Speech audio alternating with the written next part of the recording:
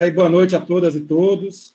Queria, mais uma vez, aí, parabenizar o IEG, as pessoas aí de Thaís e também de meu querido Luiz Eduardo. Sem vocês, esse evento não seria possível. Tá? Eu queria enaltecer essa gestão do Instituto de Estudos Jurídicos, que mesmo durante a pandemia, conseguiu realizar aí grupos de estudos, várias palestras, vários eventos, e isso, para essa geração de estudantes, é algo que a gente precisa registrar e enaltecer, porque a academia tem esse papel, e eles conseguem, e vestem a camisa da academia, e estão fazendo uma gestão aí bastante interessante, e a gente tem que registrar isso. Então, eu também dar uma boa noite a meu professor, meu orientador de mestrado, professor Pamplona, meu colega, que é minha fonte de inspiração sempre. É muito bom estar com você aqui. Meu amigo também, ex-advogado e agora desembargador e professor também, professor José Aras. Satisfação grande tê-lo aqui conosco. Importante a gente ouvir o papel aí do Poder Judiciário diante dessa nova lei, diante desse novo regulamento legal. E também meu amigo mais recente, mas não menos importante, né, meu amigo Antônio Carlos Aguiar, que é uma pessoa extremamente solícita, me ajudou bastante, a minha Pamplona, aí, no nosso artigo sobre Lei Geral de Proteção de Dados, e veio pegar um pouquinho aqui do nosso calor da Bahia, né? Ele que é lá de São Paulo, veio aqui nos brindar com seus conhecimentos, com suas pesquisas. Mas quando eu for passar a palavra para vocês, eu faço a apresentação mais solene. Agora, só mesmo um oi geral, né? E explicar mais ou menos como é que vamos funcionar aqui o nosso sistema. Bom, eu pensei em conceder a palavra a cada um dos palestrantes por 15 minutos, para evitar monólogos, né? E aí cada um poderá apresentar o seu tema, e a partir daí tem ali 5, 10 minutos, a depender de como seja, debatendo questionamentos. Eu vou aqui lendo o que tiver no chat para facilitar. Eu tenho algumas perguntas também que eu já pensei como provocação para os colegas, e assim a gente faz um diálogo melhor, talvez, do que uma exposição muito longa, o que pode, talvez, cansar um pouco a audiência. Então, assim, antes de passar a palavra para o primeiro palestrante, que vai ser o professor Pamplona, eu queria também aproveitar para fazer uma breve introdução sobre o tema, para que podemos colocar todos no pé de igualdade a respeito do assunto. Né? Então, hoje nós vamos debater, né, a Lei Geral de Proteção de Dados, né? Isso é muito importante no nosso tempo, né? Um tempo em que a era da tecnologia, onde o poder das tecnologias, da informação e da comunicação tem uma velocidade de propagação de ideias, de informações e de dados jamais imaginável, né? E isso faz com que os nossos dados pessoais, os dados em geral, acabem assumindo um papel de protagonismo, ao ponto de que as pessoas que estudam o assunto costumam dizer que os dados hoje são o novo petróleo, né? A nova riqueza. Aqueles que têm o poder da informação vai conseguir sair na frente de outros que não detenham esse poder, não detenham tanto acesso a essas informações. E também, com essa velocidade, com a facilidade de acesso propiciada pelas tecnologias, esses dados ficam mais expostos, né? Ficam mais vulneráveis. E a sociedade, geralmente, está sempre na frente do direito, né? Então, a sociedade cria a demanda, o direito tem que tentar regular, tem que tentar salvaguardar as inovações e as novas demandas sociais. Não foi diferente aí com essa exposição, ou maior exposição dos nossos dados pessoais, que reclamou uma medida mais enérgica, uma medida mais robusta por parte da legislação, né? Isso, inclusive, ficou mais evidente com o escândalo da Cambridge Analytica, né, que acabou influenciando de modo decisivo a eleição de governantes pelo mundo, principalmente aí de Donald Trump, e também de eventos políticos, como também o Brexit na Inglaterra. Né? Aqui no Brasil, a proteção dos dados, e aí Pamplona logo vai tratar um pouco sobre isso, não é algo tão novo. Né? A nossa Constituição já dava um tratamento mais genérico a respeito desse tipo de direito, o nosso próprio Código Civil e o nosso Código de Defesa do Consumidor também.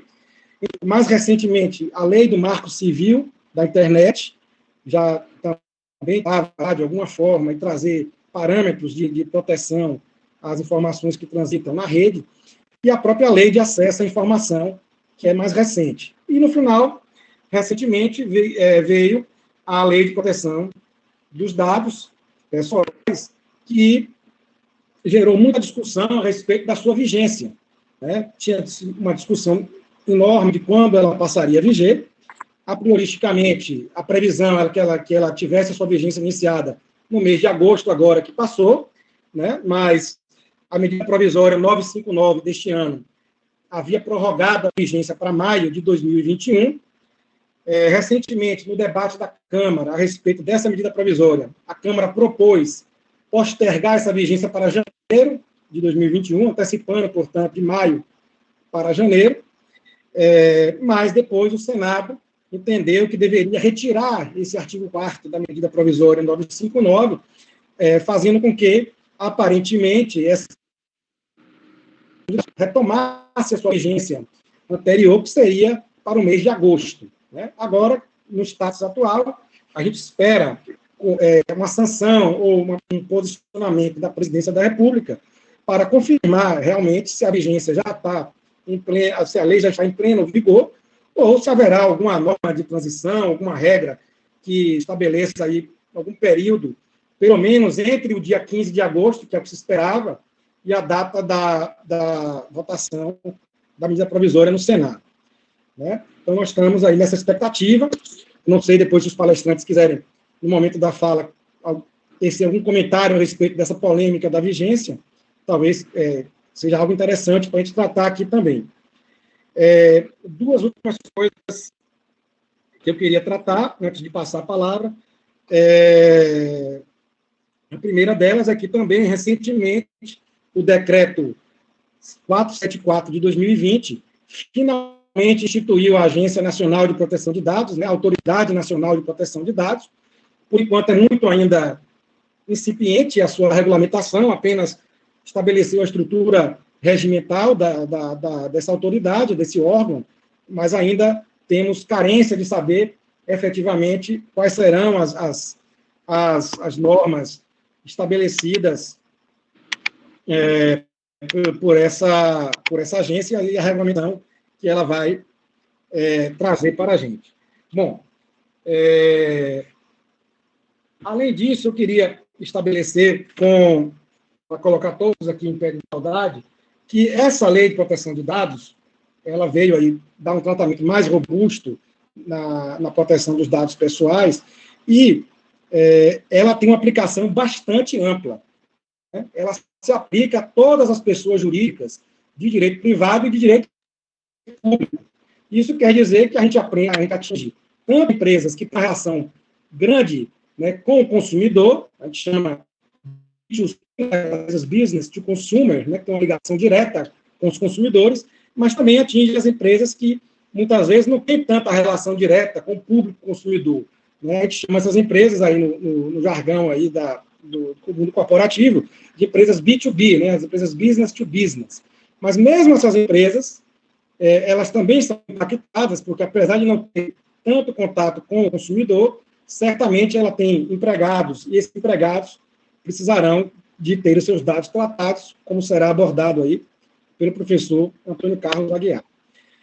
Além disso, além das empresas em geral, o poder público como um todo, todas as entidades públicas, inclusive empresas públicas, sociedade de economia mista, também estão marcadas pelas regras e devem obedecer às regras da Lei de Proteção de Dados Pessoais, e por isso será muito importante as contribuições do professor José Aras, para nos passar aí as primeiras impressões dele a respeito dos reflexos dessa Lei Geral de Proteção de Dados no poder público, né? E aí, gente, a gente tem que ter cuidado, porque essa lei vem proteger todos os dados pessoais, né? Isso abarca os dados mais básicos, como o nome, o RG, o CPF, o comprovante de residência, o estado civil, como também os dados mais sensíveis, né, a origem racial, a opinião política, a filiação sindical, os dados biométricos tão comuns hoje em dia.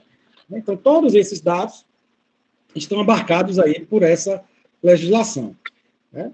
Então, além disso, para a gente realmente agora finalizar e passar para a Pamplona, a gente tem que observar que essa lei ela traz alguns princípios fundamentais que precisam ser aqui rapidamente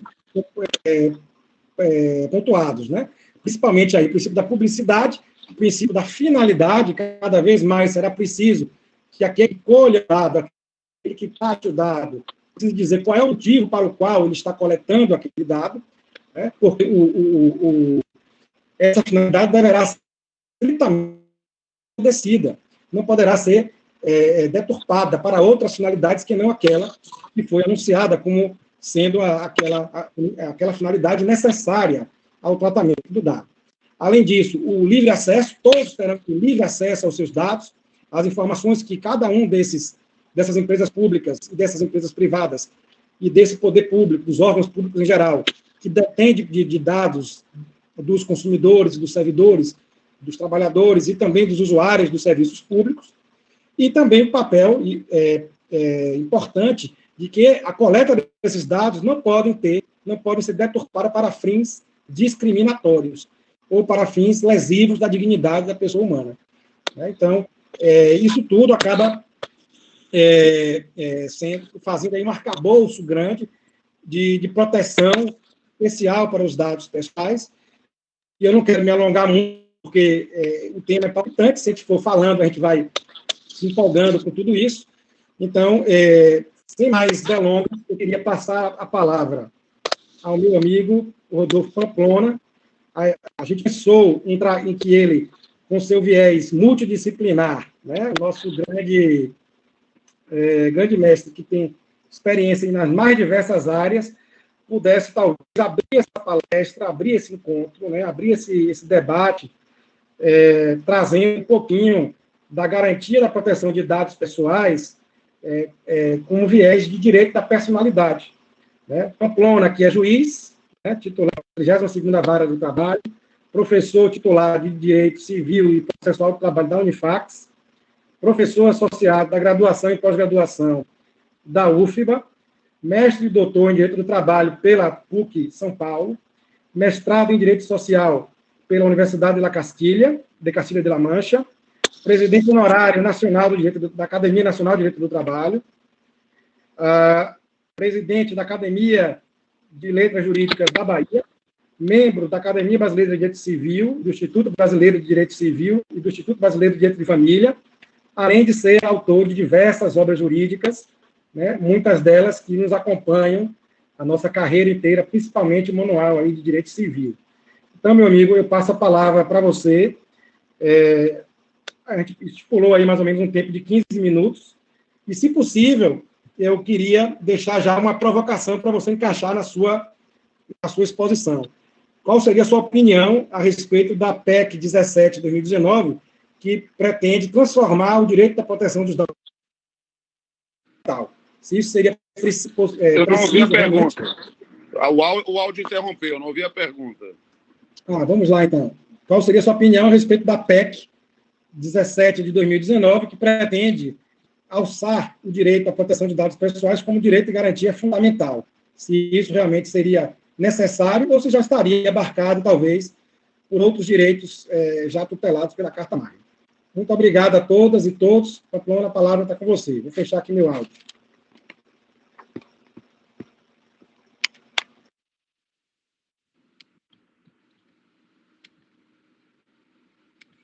Boa noite a todos e todas. É um prazer participar deste evento. Eu fico muito feliz quando temos um evento da iniciativa estudantil com o apoio do corpo docente. Eu tenho atuado no magistério já há 25 anos e na Unifax há 20. Né? Eu sou, junto com o professor Romulo Moreira, um dos decanos da casa, né? E tenho essa honra, esse prazer, essa satisfação, esse privilégio de acompanhar eu posso dizer que acompanho uma geração de estudantes. Eu fui professor do professor Vicente Cone na graduação, uma das primeiras turmas da Unifax. Depois tive a enorme satisfação de tê-lo como meu orientando no mestrado, e da primeira turma do mestrado em Direito, Governança e Políticas Públicas da Unifax, e ele, com o brilho que lhe é peculiar, foi o primeiro mestrando a defender a dissertação. Ele entrou para a história nesse ponto, e eu tive a satisfação de acompanhar o seu trabalho, que trata de um tema que, de certa forma, está relacionado à nossa discussão, que é o tema da cibercidadania, né, da cibercidadania, falando em inglês, cibercidadania, que está relacionado também, de certa forma, com o acesso à informação, né, ainda que seja num outro viés. E por que eu fiz essa menção? Para dizer da minha satisfação de estar hoje sendo moderado por ele, ao lado de dois estimados colegas e amigos, né? O professor Antônio Carlos Aguiar, meu confrade, advogado, reconhecidíssimo no estado de São Paulo, meu confrade na Academia Brasileira de Trabalho, e o desembargador José Aras, né? Professor consagradíssimo de diversos cursos preparatórios para concursos, e hoje pontificando no Tribunal de Justiça da Bahia, e justamente também presidindo comissão que trata dessa aplicação da LGPD. Então, eu estou aqui muito bem acompanhado e eu quero registrar essa satisfação.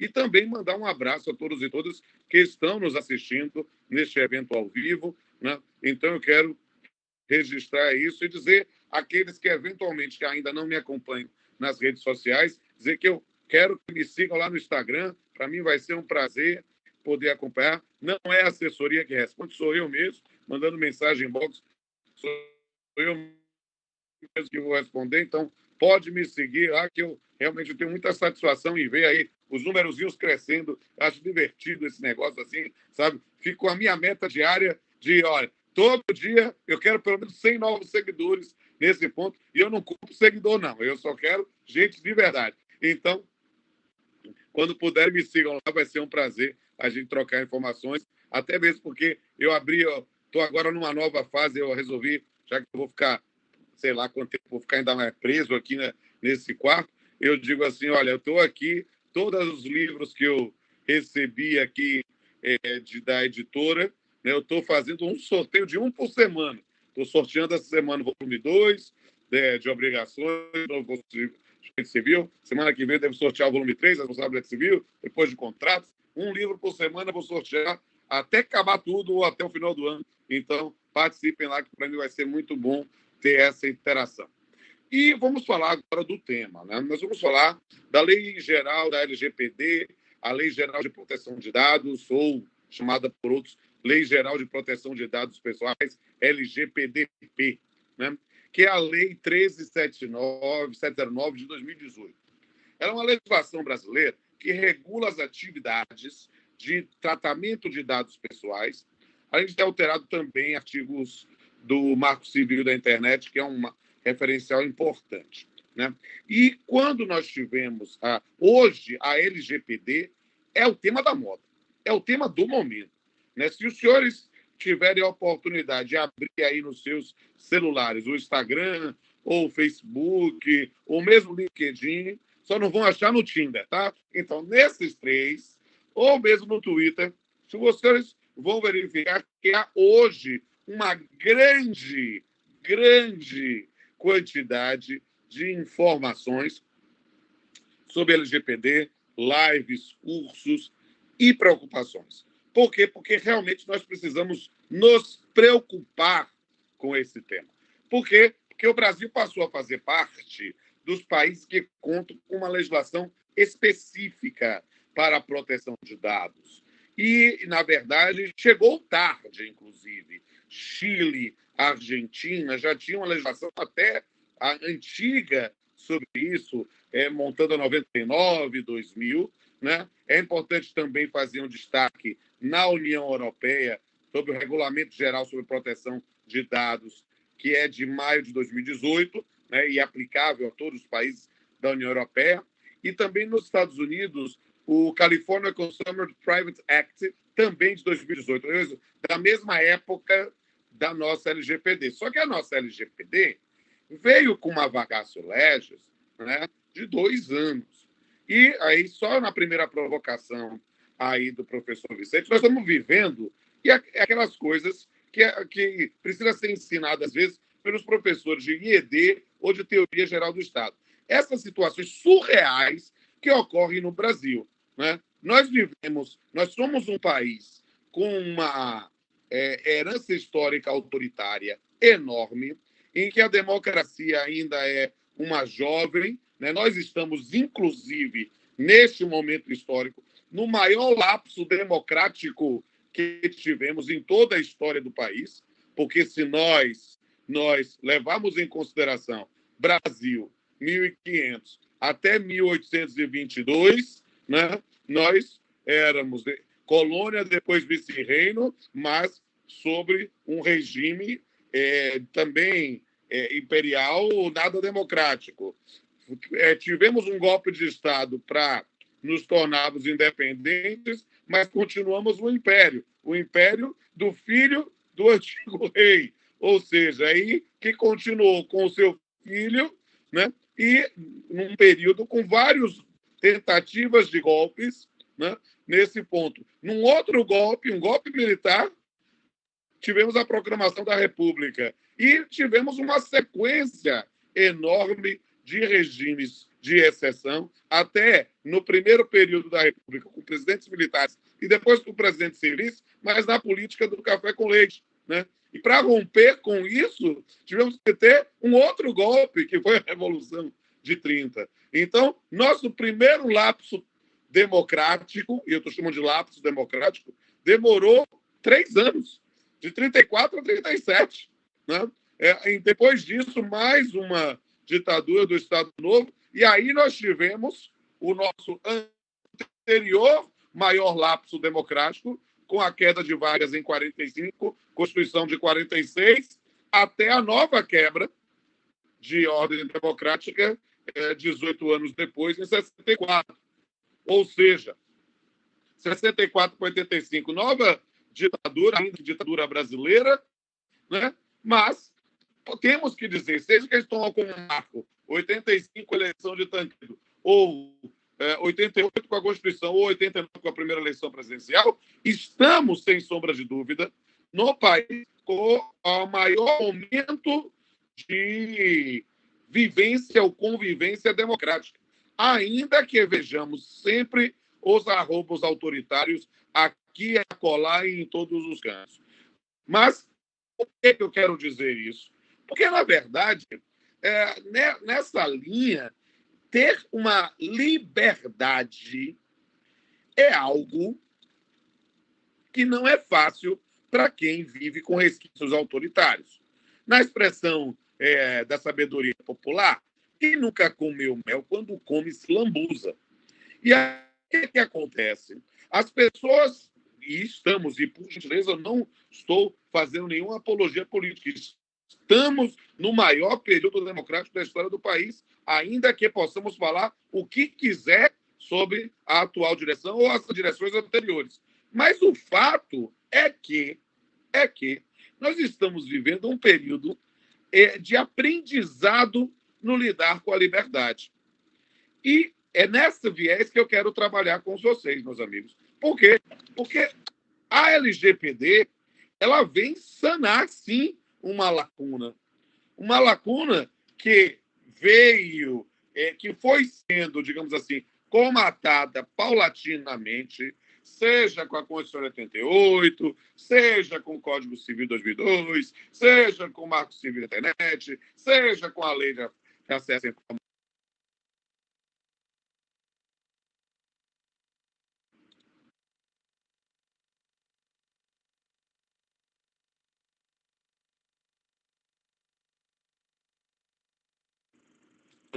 Estão me ouvindo? É que meu áudio sumiu. Agora não, perfeito. Então, seja com a LGPD, não sei, acho que de tanto falar de resquícios autoritários, de repente alguém deve ter travado o áudio. Né? E aí o que acontece? A LGPD ela vem nessa linha de, olha, a gente precisa disciplinar a nossa liberdade, né? Porque no confronto entre o forte e o fraco, a liberdade escraviza e a lei liberta.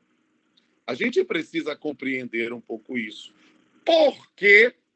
Porque, meus amigos, o fato é que nós temos uma... E a gente pode falar da eleição de Trump, da eleição do atual presidente, podemos falar do Wikileaks, podemos falar de vários problemas, mas, na verdade, como o meu corte epistemológico é a proteção dos dados como direito da personalidade, nós precisamos aprender a respeitar os direitos da personalidade alheios. Né? Esse conjunto de atributos físicos, psíquicos e morais do indivíduo em si mesmo e nas suas projeções sociais. Então, eu não tenho a menor dúvida que, quando nós falamos de um sistema de proteção de dados, estamos, sim, tratando de direitos da personalidade também, que passam a ser tratados com muito mais dignidade do que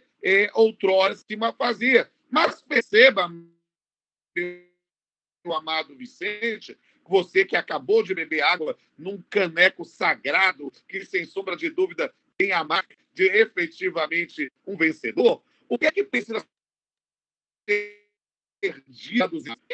Eu estender a lógica do que eu falei. A gente está vivendo ainda um período de transição em que as pessoas acham que podem exigir o que quiser. Nesse período de pandemia, a gente pode ter sentido menos isso. Mas eu vou mostrar que não amenizou. Mas antes da pandemia, você ia no shopping, ia comprar alguma coisa numa loja em que você não era cliente, e aí o cara pedia para você preencher um determinado formulário e você botava lá as informações para o pagamento, mas botava Estado Civil, número de dependentes, a depender, você vai comprar alguma coisa de maior valor, você faz uma quantidade enorme de informações seus e dos seus parentes. Porque, perceba, e isso, todo mundo aqui que está me assistindo nesse momento deve utilizar alguma rede social. Então, quando você utiliza o Facebook, o Instagram, o Twitter, o Gazag, o Plaxo, o Tinder, o Grindr, o que você quiser usar, você faz lá. Temos aquela pergunta que todo mundo mente, né? Você leu o termo de adesão, concorda com os termos, e todo mundo coloca que concorda. Poxa, eu outro dia estava brincando em sala de aula com os meus alunos, antes da pandemia, e eu disse, vamos brincar aqui, gente. Todo mundo abrindo aí o termo de consentimento do Instagram. E aí o pessoal achou uma cláusula compromissória, arbitral, portanto, de um tribunal de Filadélfia. E ninguém sabe disso. Por quê? Porque nós trabalhamos e aderimos como consumidores, como trabalhadores, não vou entrar na praia do Antônio Carlos, né? Ou como cidadãos, aí a praia de Aras, né? Numa perspectiva em que a gente abre as nossas informações. E é por isso que a LGPD traz novos conceitos jurídicos, não somente dados pessoais, mas, em especial, dados pessoais sensíveis, né? E que é preciso compreender que esses dados pessoais sensíveis fazem parte disso que o Código Civil quis chamar de direitos da personalidade. Então, se nós, aí, levantada a bola lá para meu amado Antônio Carlos. Ora, quando a gente fala lá na antiga Lei 9.029, de 95, da questão de arguição, de opiniões pessoais em relação às mulheres, ou a exigência de atestado de esterilização, e todo esse lado como uma forma de combate à discriminação, a ratio é a mesma. Agora a gente tem cada vez mais outros aspectos que não devem dizer respeito à nossa relação, porque podem gerar conteúdos discriminatórios, e aí vai a praia lá para Antônio Carlos, mas pode ser muito mais nos importa.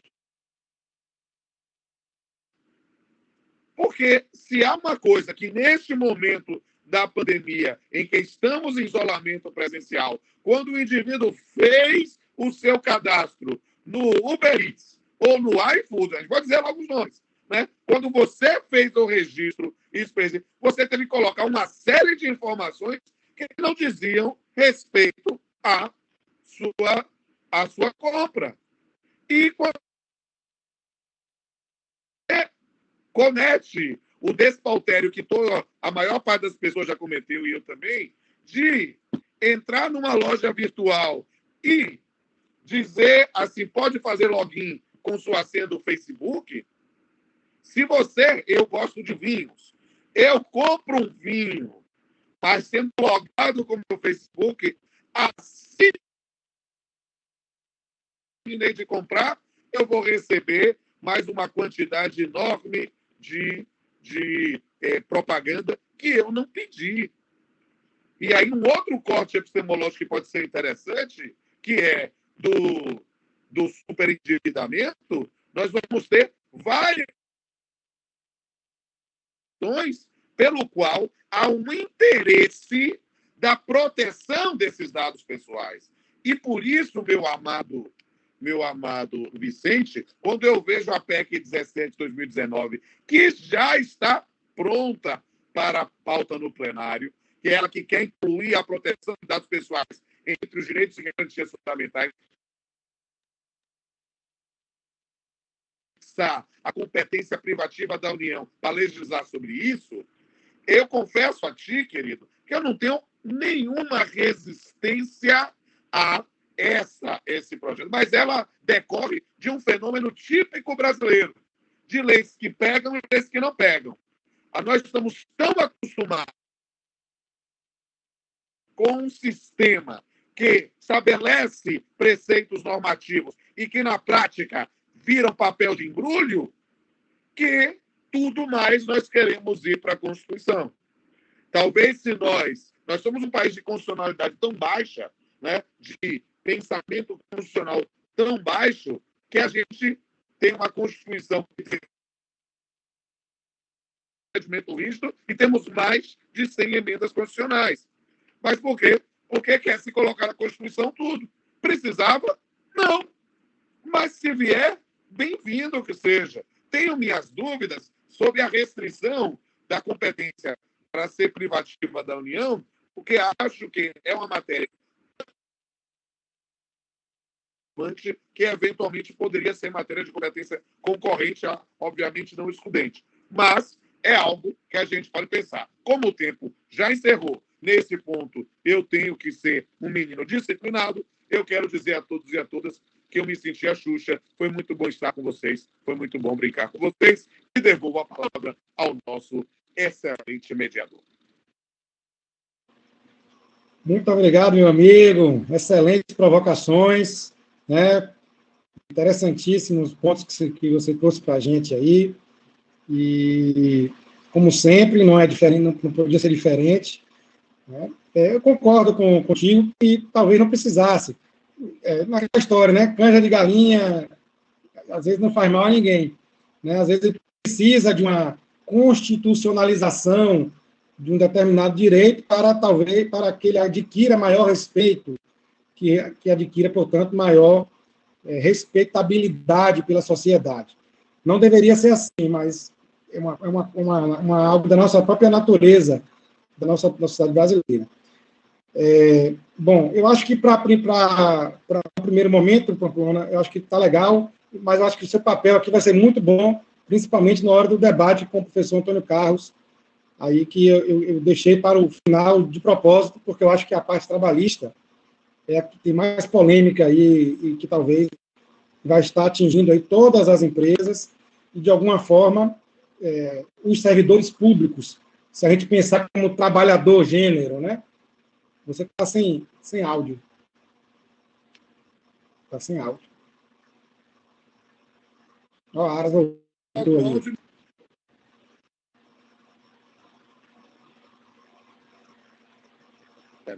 Está sem áudio também. Eu boto o áudio e me tiram, aí fica difícil. Agora voltou. Não, eu estava dizendo que eu me cocei para não falar da área trabalhista, porque tem muita coisa interessante. Pois... É verdade. Me perdoe, legal. Eu não entendi a sequência, porque eu estou ouvindo Não sei se é só no meu telefone ou se está acontecendo em geral. Mas eu estou aqui a postos, viu? Quando você me convocar. Pronto. É justamente a sua hora agora. Está ouvindo bem?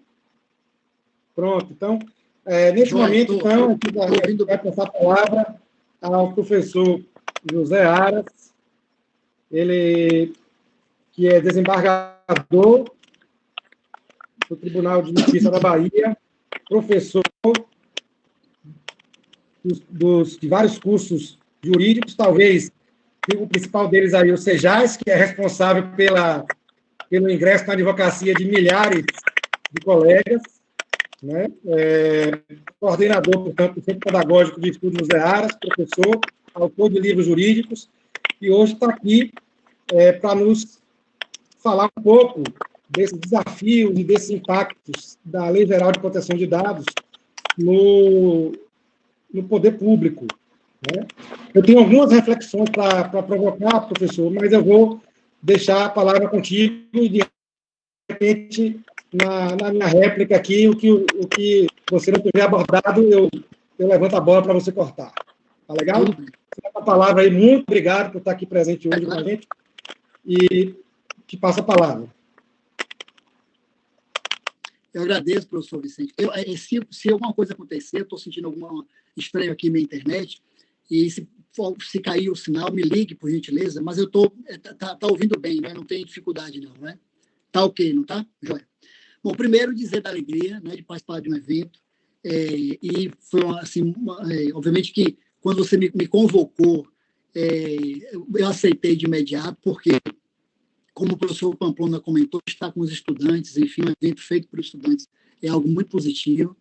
E também a alegria, né, de estar compartilhando um momento de crescimento, não só com esse público, com essa audiência aí qualificada, mas também com você, professor Vicente Cone, que é meu, inclusive, colega lá do grupo de trabalhos, né, do nosso TJ Bahia.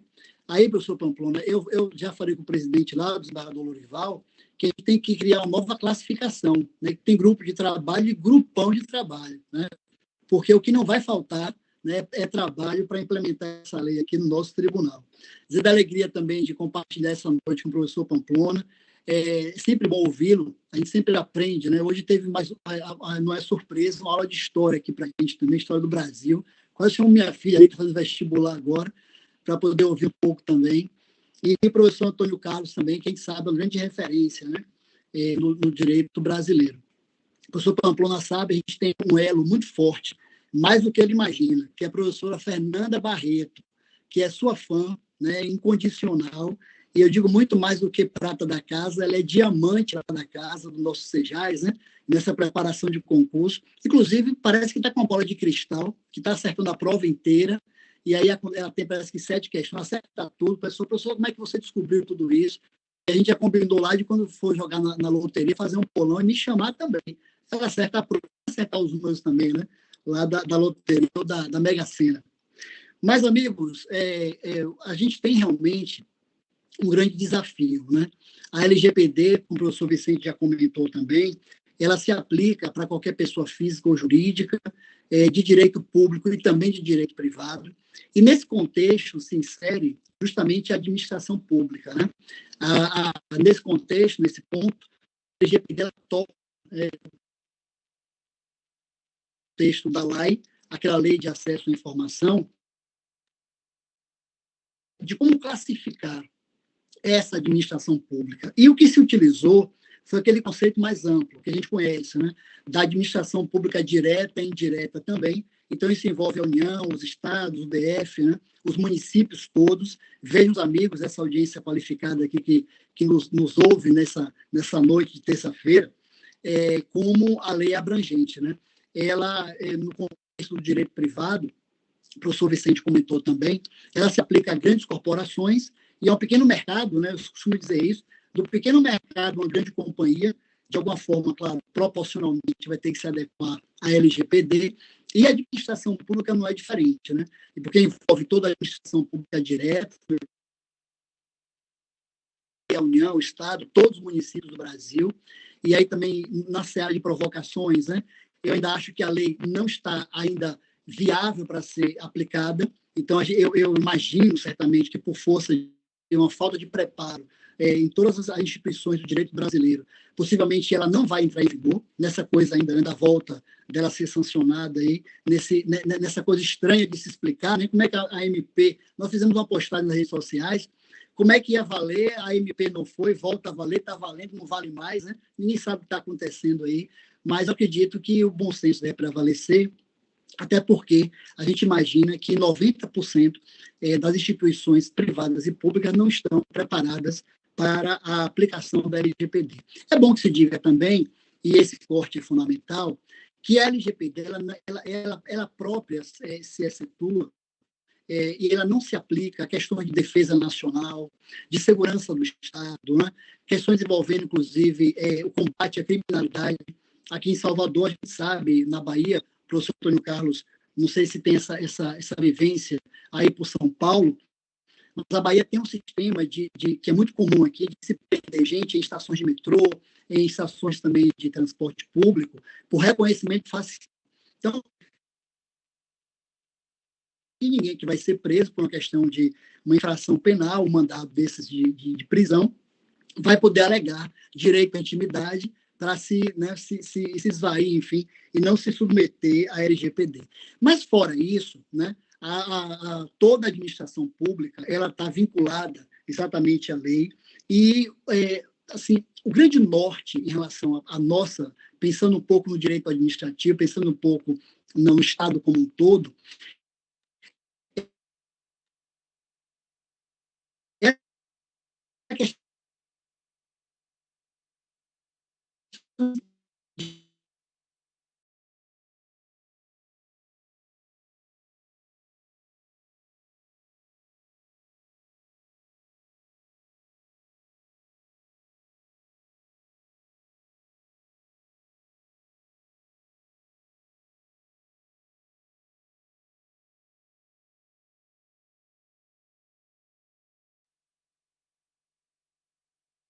nasce, sabe onde mora, né? Tem a questão do título eleitoral, inclusive a partir da capacidade eleitoral, né? Também quando adquire, inclusive, como o professor Pamplona já também comentou, envolvendo dados sensíveis, né? Imagine que a questão digital, né? Esse dado que é único, só a gente tem, enfim, a questão digital, ele é um dado que acompanha o indivíduo, somente ele, a vida inteira, né? Então, imagine os amigos então, desse sistema de proteção, quando você tem o seu CPF clonado, já é uma dificuldade incrível, né? Já é um transtorno absurdo. Se você leva isso para um dado que só, né, você estaria aí a vida inteira sofrendo problemas porque esse dado não foi de fato protegido. E se a gente pensa, né, que a proteção de dados no mundo virtual, como a gente também vive, é algo que, na sua inteireza, é impossível, não é à toa que a gente tem esses exemplos, o professor Vicente comentou também, enfim, de dados envolvendo políticas ou campanhas também publicitárias. Imagine que a gente fica aí, de alguma forma, à mercê, né, de um sistema de segurança que, a rigor, a gente não pode, de fato, contar, né? Também sem polemizar, embora o ambiente acadêmico é propício de polêmicas, né? Mas quando a Rússia, ainda fala União Soviética, estou na época ainda lá antes da Guerra Fria. Bom, mas quando a Rússia fala que conseguiu a vacina, né, logo, vocês viram, o governo americano e o governo do Canadá, houve invasão aqui da minha universidade, os dados foram passados, então a gente sabe que efetivamente é algo que nos coloca em algum tipo de angústia, né, em relação a esses dados também. Mas o fato é que é uma realidade, né, nesse mundo virtual, logicamente que ninguém está alheio a submeter a tudo isso, e obviamente também que o Estado, agora vem o dado relevante, ele precisa se munir de mecanismos que possibilitem essa proteção de dados, né? E nesse contexto, tem outro dado também bacana dos amigos compreenderem, diferentemente do que acontece no direito privado, das pessoas físicas, os dados coletados pela administração pública são feitos de forma interoperável. A lei trata dessa questão justamente para que, e obviamente com a melhor intenção do mundo, para que esses dados sejam compartilhados também para a execução de políticas públicas, né? A gente viu, por exemplo, agora no combate à pandemia, enfim, ao Covid-19, os dados sobre saúde, sobre falecimento, isso obviamente está no contexto de política pública e também, por conta disso, a lei vai acabar também regulamentando. Então, a ideia dos dados serem interoperáveis, compartilhados, justamente vem ao encontro de um anseio de economia também para o próprio Estado. Que, se você tem um cadastro completo, inclusive com a sua digital, no Tribunal Eleitoral, não tem sentido você ter outro cadastro para o SUS, outro cadastro, né, para qualquer outra atividade pública, qualquer serviço, porque estariam eles todos ali no único banco, né, compartilhado entre o próprio Estado. E é nesse contexto que surge um grande desafio, né, a administração pública, ela criar mecanismos de aplicabilidade da própria lei. A gente sabe que dentre as sanções, e essas sanções, pelo menos por enquanto, não há dúvida, elas só podem ser aplicadas a partir de agosto, né, de 2021, a própria lei já tinha essa previsão, mas as sanções se aplicam também à administração pública, né, salvo a multa, que é uma sanção pecuniária, vai até 50 milhões de reais, claro que de acordo também com proporcionalidade, razoabilidade, a gente tem aí uma perspectiva, né, de que o próprio Estado pode ser punido. E me preocupa muito, e é um ponto de reflexão que eu quero também trazer aqui nessa noite para os amigos que integram esse painel, como a gente tem, né, uma dificuldade, inclusive de ordem cultural, né? O professor Pamplona comentou também sobre isso, e nesse ponto é algo muito relevante. Eu confesso que me incomodo muito. O professor falou da questão de ir no shopping, comprar uma roupa, ter que dar os dados todos. Me incomoda muito a farmácia, né? Eu, de vez em quando, tenho uma dor de cabeça, tomo aquele remédio Neosaldina, que custa, sei lá, 5, 6 reais, não sei, 10 reais, e aí vou comprar a tal Neosaldina. Eu não consigo comprar sem dar o meu CPF.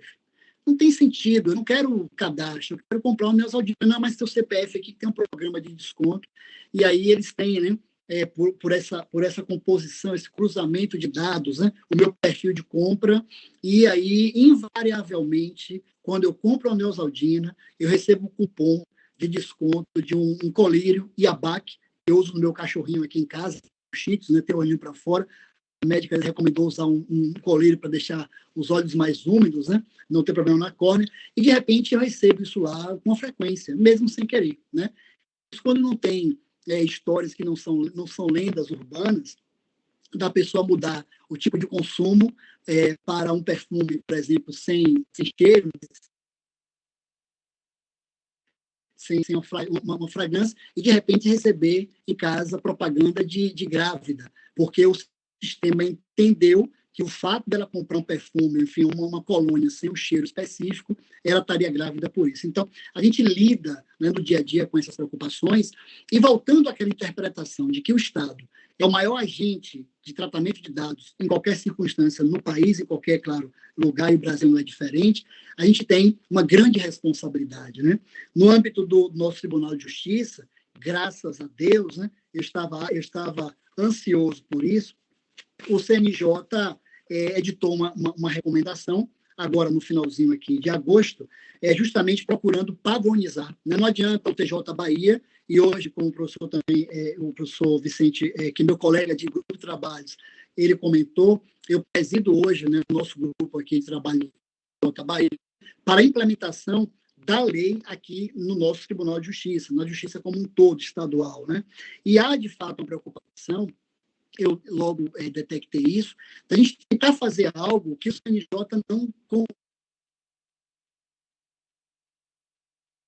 direcionamento. Aí veio boa hora essa recomendação do STJ, inclusive com planos de ação, né, envolvendo direitos do titular, organização, comunicação, gestão de consentimento, retenção de dados, cópia de segurança, contratos, plano, né, de trabalho, de segurança pessoal também, notadamente esses dados chamados sensíveis, né? E aí os mestres que se dedicam ao direito civil, e nesse contexto um pouco também além para o direito da criança e do adolescente, a gente tem um módulo específico, né, tem um artigo específico, uma seção da lei que trata desses dados também. Então, tudo aí ainda, como, repito, um grande desafio, e a gente está nessa linha, né, nessa lógica de efetivar. E também, para não extrapolar meu tempo, que a gente estabeleceu um horário, né, para alguma manifestação inicial, também de antemão já ficando a postos para qualquer outra provocação ou, enfim, dúvida que os amigos tenham, me preocupa muito a responsabilidade do Estado, né? Hoje a gente vê, por essa questão também de ordem cultural, né, como se fosse muito normal o compartilhamento, e eu fico me perguntando às vezes, não é incomum, né, os amigos que têm, tipo, que frequentam uma repartição pública, em qualquer dos poderes, do executivo, legislativo também, do judiciário, não é incomum a senha estar anotada, né, num post-it, acho que a pessoa imagina que vai esquecer aquela senha e bota na tela do computador, né? Isso, um computador, claro que tem dados, né, inclusive dados sensíveis também, de identificação de outras pessoas.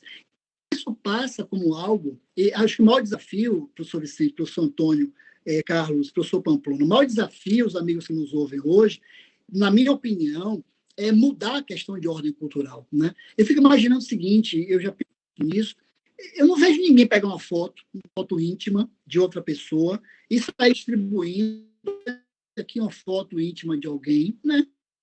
Enfim, então por que esses dados podem ser deixados assim, de uma forma tão despreocupada, né? Por que uma senha de um computador, por que o Estado, de alguma forma, a gente tem, inclusive, o tempo também não permite, não quero polemizar tanto, mas o que não falta hoje são denúncias, né, de que cadastros de ordem pública são, inclusive, vendidos à iniciativa privada, né? Também quero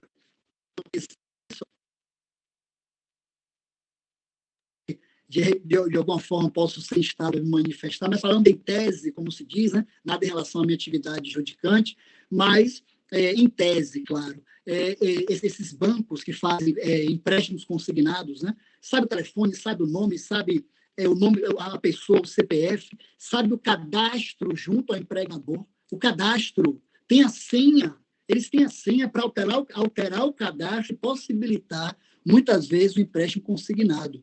Quer dizer, isso passa como algo muito natural, né? E nesse contexto, já também partindo para uma conclusão, também deixando um ponto de reflexão, me preocupa muito a responsabilidade do Estado frente a tudo isso. A gente sabe que o Estado ele responde por atos, né? Inclusive por omissões também dos seus agentes. Então, por um lado, está sujeito a sofrer uma sanção pecuniária, ele pode sim sofrer diversas sanções pecuniárias envolvendo ações de responsabilidade. Então, imagine os amigos, uma gama de ação, né, judicial. Um exemplo prático, um programa desse de nota fiscal vazado, nota fiscal, que tem dados sensíveis também, né, vazado para uma iniciativa privada. Imagine todos esses indivíduos movendo ação indenizatória contra o Estado. Pense pelo menos aí uns 10 mil reais de indenização. Quer dizer, você tem uma preocupação muito grande com o próprio erário, com o próprio interesse público, tanto primário como secundário. Eu fiz uma live recentemente com os amigos aqui da PGE, professor Antônio Casa, aqui na Bahia, e eu disse, olha, vocês estão com uma dificuldade imensa de trabalhar isso, porque tudo isso vai respingar na Procuradoria, que é que vai ter que fazer essas defesas em geral. Isso sem falar também na responsabilização pessoal do agente, por atos, inclusive, de improbidade administrativa. Mas o que fica mesmo, também aí agora sim, de fato, para não ficar, né, engraçado que nas aulas que tem esse costume, né? Só para fechar, né? E nunca fecha, o aluno já está acostumado com isso, né? Vou dizer o seguinte, olha, quando eu falar só para fechar, não acredite, por favor, é mentira, né? É igual dizer assim, nunca mais eu bebo, né? Vai beber de novo, vai esquecer a ressaca, vai beber de novo, não tem jeito. Outra também muito comum é dizer assim, estou chegando, mentira, nem saiu de casa ainda, né? São essas mentiras aí, mentiras sinceras que a gente conta também, sem qualquer maldade. Mas, assim, o tema de fato, é muito prazeroso, e aí sim, como eu disse, caminhando para uma finalização, dizer, né, para esses amigos que nos honram com essa audiência, que é uma área nova, né, um direito digital é uma área nova, é uma área para você explorar, né, com certeza, logo, logo, vai cair no exame da ordem, vai cair no concurso público, lá ao Sejá, estamos nos preparando. O professor Vicente já assume essa cadeira lá de LGPD, por gentileza, viu? Vai ser muito bem-vindo. Quer dizer, já tem efetivamente, né, uma demanda em cima disso, e já tem até, inclusive, precedente de prova de concurso cobrando LGPD. Então, para esses amigos que estão na academia, dizer com muito bom gosto, aproveitem esse momento, né? Não que sejamos velhos, pelo contrário, mas claro que vocês que estão ainda iniciando uma atividade têm um arcabouço de estudo, tem uma gama de uma nova e explorada, e a gente, com certeza, nós que estamos assim, digamos, mais para o fim, né, do que para o início, queremos que vocês também se dediquem a isso e venham contribuir, melhorar com essa aplicação da lei tão importante para o direito brasileiro. Viu? Mas é só uma mensagem breve, fico a postos aí dos amigos para qualquer outra questão, tentando também ser rigoroso aqui com o tempo que o professor Vicente me concedeu, não, me determinou, que ele manda aqui nosso grande moderador. Obrigado pela atenção, pelo convite, sempre muito honroso e uma alegria estar com vocês. Muito obrigado, professor. Exposição, como sempre, clara, né? Completa, trouxe questões. Eu tinha notado várias coisas aqui, várias questões, mas a maioria delas você já enfrentou. Eu tinha aqui colocado a recomendação 73 de 2020 do CNJ, você já colocou, eu até já coloquei no chat aí um link para as pessoas poderem acessar diretamente essa norma, né? Como você disse, né, para criar uma política nacional de proteção de dados, para a gente padronizar e uniformizar a proteção de dados nos tribunais, né, estabelecendo formas e elementos que devem constar nos portais, disponibilizar um espaço visível para todos os usuários, a política de privacidade, a atuação coordenada de todos os tribunais, como a gente já está também já se alinhando lá no nosso grupo de trabalho aqui no TJ. Eu gostaria de chamar a atenção, professor, que, por exemplo, o Tribunal de Justiça de Santa Catarina, está um pouquinho na nossa frente, eles lançaram recentemente uma normativa, e lá, por exemplo, eu achei interessante isso, eles já definiram, inclusive, quem vai ser o encarregado, o DPO deles, que vai ser a desembargadora Denise Frankowski. Então, eles já têm hoje um DPO, né? Eles estão determinando toda a renovação das políticas de privacidade e criaram também um comitê gestor de proteção de dados pessoais. O que mostra que, apesar aí das dúvidas que a Pamplona trouxe, me parece que, ainda que possa ter alguma resistência, essa lei vai pegar. Não tem como a gente achar que ela não vai pegar, até porque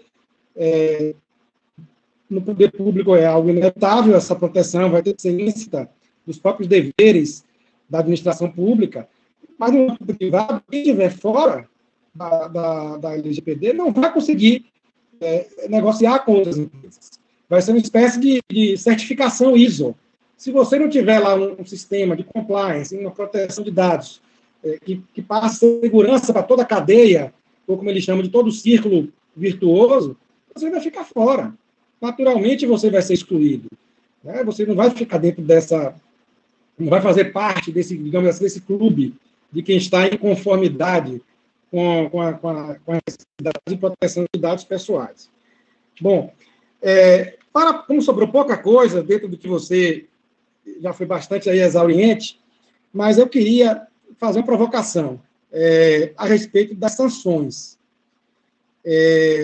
Eu tinha notado aqui, porque, a princípio, eu vejo que as sanções foram muito pensadas para a iniciativa privada, porque fala em multa, fala em advertência, fala em bloqueio de dados, fala em suspensão de funcionamento, suspensão de atividade de tratamento. E aí eu fico pensando como é que isso se daria realmente no âmbito do poder público, que imagine você ter que suspender ou bloquear o acesso de dados para o poder público. Até que ponto isso não prejudicaria a coletividade na recepção do serviço público correlato a essa entidade que foi penalizada? Isso é uma coisa que me preocupa, eu queria ouvir um pouco a sua percepção. Eu vou fazer várias perguntas para condensar. Isso é uma. Né? Outra questão, eu ainda não tive tempo, a gente não chegou nesse ponto ainda na nossa comissão lá, mas eu queria também ver sua opinião, professor Aras, até porque na sequência vem o professor Antônio. Como é que seria esse impacto da Lei de Proteção de Dados para os servidores públicos? Os dados dos servidores públicos aí que deverão ser tratados também pela parte administrativa dos nossos tribunais, principalmente. E aí, uma última provocação, para a gente não se prolongar muito, como é que seria a gente... eu pensei agora, se você ainda não tiver algo formado, a gente está discutindo ainda, está amadurecendo. Mas como é que seria o chamado legítimo interesse do controlador quando a gente pensa isso no âmbito do poder público? Né? Porque a atividade, o legítimo interesse do controlador estaria também imune, digamos assim, às regras da proteção de dados. Como é que seria? Como é que a gente poderia mensurar até que ponto esse legítimo interesse ele é efetivamente necessário para a prestação do serviço público? E aí a gente teria que ter cuidado com isso para não haver deturpação, não haver aí talvez um abuso do direito de legítimo interesse por parte do poder público. São essas três questões que eu queria, se você puder pontuar rapidamente, para depois a gente passar para o professor Antônio. Antes de passar para você, eu ler aqui uma mensagem, Luiz Eduardo fez uma observação interessante. Ele diz assim: também é interessante colocar a perspectiva de Marçal Justem Filho do Estado estar legitimado a garantir a satisfação geral por meio da efetivação de direitos fundamentais. Eu acho que passa um pouco por isso. Até que ponto essas restrições não podem prejudicar essa efetivação de direitos, e como é que a gente não vai deixar que isso seja usado como um abuso ou como uma legitimação usurpadora dos direitos dos indivíduos. Enfim, a gente se empolga. Passei aí alguma mensagem para você fazer um apanhado. Não, com certeza. Professor Vicente, veja bem, eu imagino, e você foi muito feliz em sua colocação, em relação às sanções, a lei ela não pensou exatamente no Estado, enquanto administração pública, basicamente de direito público, a gente chama de administração pública direta, autárquica e fundacional, né? Justamente porque a boa parte dessas sanções são inaplicáveis enquanto organismo, enquanto pessoa jurídica, né? Imagine você, o TRE, não poder ter dados pessoais. O nosso TJ Bahia não poder tratar dados pessoais. Não tem o menor sentido também, né? Porque faz parte exatamente da sua atuação. É justamente por isso que eu tenho chamado a atenção, digamos assim, nesses bate-papos, enfim, como esse prazeroso dessa noite, né? E queria aproveitar também o ensejo para mandar um abraço a todos os estudantes, da Thaís Fázio, né, se não me engano, que organizou o evento, você falou mais cedo dela, e do Luiz Eduardo também, que participou agora, acho que o Rômulo entrou também aqui em alguma conversa, enfim, todos vocês, a gente fica numa angústia de não poder se referir diretamente a todos que participam, mas nessas pessoas eu gostaria também de abraçar os demais amigos que estão com a gente. Então, veja, a grande questão que me preocupa não é exatamente a sanção que o Estado vai sofrer enquanto pessoa jurídica, mas as consequências do que ele pode sofrer enquanto atuação indevida dos seus agentes. Então, o ponto, digamos, elementar, basicamente num contexto, primeiro, você imaginar que o agente ele precisa ter a consciência da lei, porque responde mediante processo disciplinar, responde por improbidade administrativa. Improbidade, a gente sabe que, tirando ações de natureza penal, é das ações que mais assustam, né? Efetivamente, inclusive os políticos também. Então, enquanto o município, por exemplo, né, que o prefeito, objetivo, deixa de fazer uma proteção de dados, enquanto que o município, a rigor, ele não vai poder sofrer uma sanção na prática, como você bem colocou, o prefeito vai. Inclusive, respondendo também crime de responsabilidade. Então, a gente pensa exatamente na lei com uma consequência ainda maior.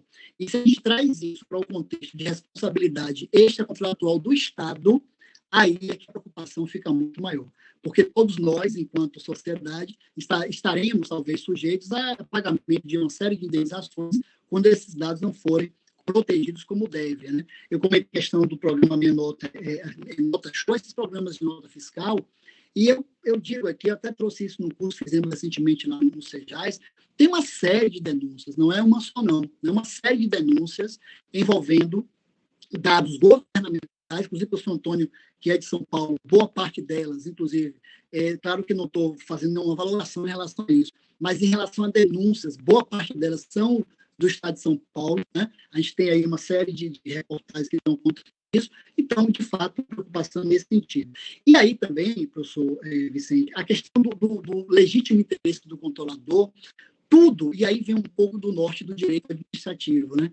Tudo vai ter que ser feito comprovadamente, motivadamente, na ideia, na lógica da supremacia do interesse público sobre o interesse privado. Por isso, a necessidade de uma motivação. Né? Não havendo motivação, efetivamente, essa atuação se sujeita a um controle e, certamente, que o responsável vai ter que se submeter também às vias, né, de responsabilidade civil, penal, inclusive, também, né, e também administrativa, naquela chamada concomitância de instâncias, né, que a gente conhece também muito bem. Então, isso é um contexto que eu queria já abordar. E, quanto aos servidores, a gente tem hoje, enfim, se existe o sistema de RH, né? O RH acaba sendo um grande patrimônio, né? Digamos assim, de conteúdo de dados sensíveis, inclusive, né? Porque indica, inclusive, quantos filhos tem, quanto ganha, as questões de ordem funcional de cada servidor. Daí uma preocupação muito grande também, de maneira cultural, a lei ser aplicada e ser respeitada, de fato, sob pena da gente ter aí esses dados não protegidos, com um prejuízo social também, eu posso dizer, catastrófico, né? Porque são dados que interferem diretamente na atuação do indivíduo. Inclusive, também, não foi uma provocação, mas deixo mais um item também de reflexão, a própria questão da divulgação de salários, né? No âmbito do poder público. O STF vai ter que revisitar essa matéria, né, logicamente, porque a ideia de você divulgar quanto o fulano ganha, como ganha e tal, isso envolve também uma proteção do indivíduo, mas que esteja numa atuação de natureza pública, esse dado se refere diretamente ao indivíduo. Não, existem outras formas de controle, tem Tribunal de Contas, tem Ministério Público, tem as próprias internas, sentido de controladoria, então não tem porquê, né, também de uma forma didática, assim, também em tese, que esses dados tenham que ser também divulgados. Mas, como você bem pontuou, também para deixar nosso professor Antônio falar, e eu quero ouvi-lo prazerosamente, são situações que a gente vai ter que amadurecer muito ainda, por isso, mais uma vez, também deixo esse convite, né, empolgado, de que todos se dediquem à lei, porque muita coisa ainda vai acontecer. Certeza disso. Joia. Muito obrigado. Poder de síntese aí, ó. Maravilha. Conseguiu abordar, conseguiu tocar tudo e enfrentar os temas. Muito legal, muito bom, professor. Muito obrigado mesmo. Bom, quero também trazer aí uma observação aqui. A gente está conseguindo manter aí uma audiência bastante interessante, na casa de quase 100 pessoas aí, né? E mesmo com o avançado do horário, que mostra que é um tema realmente que traz a nossa... traz o interesse da sociedade como um todo, e mostra que nossos debates aqui estão sendo esclarecedores, né, estão sendo produtivos, isso é muito interessante.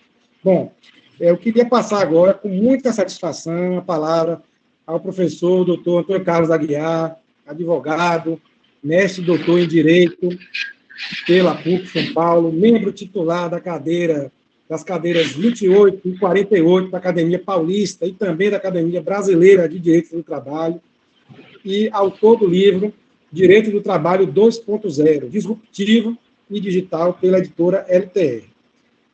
não poderia deixar de ser uma pessoa que venha contribuir com a gente, porque ele é um estudioso do tema, ele se preocupa com esses impactos das novas tecnologias, mais, sobretudo, no direito do trabalho, e eu tenho certeza que será muito enriquecedor para a gente poder ouvi-lo aqui hoje nesse evento. Vai trazer questões bastante interessantes, não tenho dúvida disso. Então, professor, mais uma vez eu agradeço pela presença, pela sua disponibilidade, pela sua generosidade, sempre disposto a auxiliar e compartilhar conhecimento. Isso é algo digno de muito registro. Eu te agradeço muito e passo a palavra. Muito obrigado. Boa noite, meu querido amigo novo, Vicente. Um novo já de longa data, parece que nós nos conhecemos há bastante tempo. Ao confrade de Pamplona, que a gente só aprende com ele todos os dias, e ao novo amigo aqui, o Zé Aras, que realmente, desembargador, poder de síntese maravilhoso, parabéns mesmo, enriquecedor esse nosso dia de hoje. Fico até com receio de falar depois de vocês, porque realmente vocês foram fantásticos. Fiz uma colinha aqui, dentro do que vocês falaram, que eu acho que é importante a gente ressaltar, né? Eu vi, Vicente, que você estava falando da questão dos dados que na verdade são o petróleo de hoje em dia, e falou da velocidade como as coisas andam. E isso é incrível, e a gente precisa ressaltar isso, porque todas as vezes que a gente fala dessa questão da legislação de proteção de dados e fala dessa velocidade, dessa questão exponencial, a gente precisa entender um pouquinho aonde chega isso. Eu ando lendo livros mais dessa parte digital do que direito ultimamente. Então, tem um livro que eu li aqui que chama Organizações Exponenciais, que é muito interessante, e lá pelas tantas ele diz o seguinte: em 2002, as receitas do Google estavam abaixo de $500 bilhão. 10 anos depois, imagine agora, nós estamos falando em 2012, suas receitas haviam multiplicado 125 vezes. E a empresa estava gerando $500 bilhão a cada 3 dias. No coração desse crescimento vertiginoso estava o algoritmo PageRank, que classifica a popularidade das páginas da web. O Google não avalia qual página é a melhor, do ponto de vista humano. Seus algoritmos simplesmente reagem de acordo com as páginas que oferecem o maior número de cliques. É inacreditável essa questão de dados. Então, quando o Pamplona falou que ele vai lá no shopping e pegam todos os dados dele, ou então quando o Zé Aras diz que vai na farmácia e pede teu CPF, não é à toa, não é de graça que se pede isso. Vocês viram o tamanho das coisas. Eu tive a oportunidade, no ano passado, de ir até o Vale do Silício e fui visitar o LinkedIn. E aí você verifica como eles têm dados, o que eles fazem. Hoje, por exemplo, se você entrar no LinkedIn e falar, eu quero um advogado com 42 anos, 3 meses, 5 dias, que torça para o Bahia, que seja hétero, não sei o quê, ele vai, em segundos, se apresentar pelo menos uns 500 no mundo inteiro. Esses são os dados. Esses dados que nós fornecemos de graça para o LinkedIn. De graça para o LinkedIn. Então, quando se fala em proteção de dados, e isso impactando no contrato de trabalho, é fundamental. Tem uma pequena história que eu queria tomar a liberdade de contar para vocês, é muito rápida, mas que, ouvindo o professor José Aras me chamou a atenção, eu falei, eu tenho que falar sobre isso, que vem ao encontro do que nós estamos falando. Um texto bastante jurídico, meu amigo Vicente. Diz o seguinte: você liga e atende o telefone. Pizza Google, boa noite. Pizza Google, pizzaria Google, mas não era da pizzaria. Sim, senhor, mas a pizzaria mudou, a Google comprou, e agora nós temos a pizza mais completa. Ok, então você pode anotar o meu pedido, por favor. Pois não, o senhor vai querer a de sempre?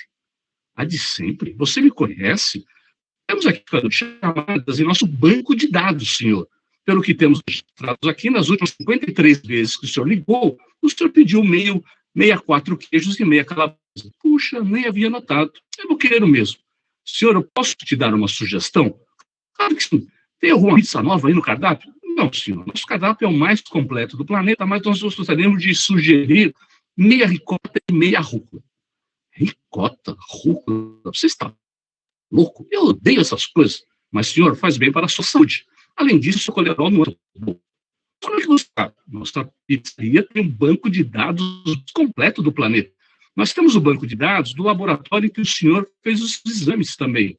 Usamos o número de telefone com o seu nome e temos os resultados dos seus exames de colesterol. Achamos que uma pizzaria rúcula e ricota seria o melhor para a sua saúde.